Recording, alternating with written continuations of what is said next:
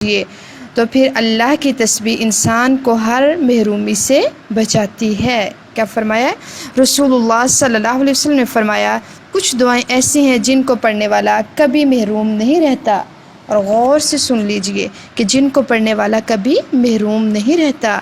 اور سبحان اللہ والحمد للہ ولا الہ الا اللہ واللہ اکبر 100 بار پڑھنے سے۔ اور جن تسبیحات کی تعداد بتائی گئی ہے تو کوشش کیجئے کہ ان کو ان کی تعداد کے مطابق ہی پڑھا جائے، اور جن کی تعداد نہیں بتائی تو ان کو بغیر کاؤنٹ کیے جیسے چاہیں آپ پڑھ سکتے ہیں، لیکن جن تسبیحات کی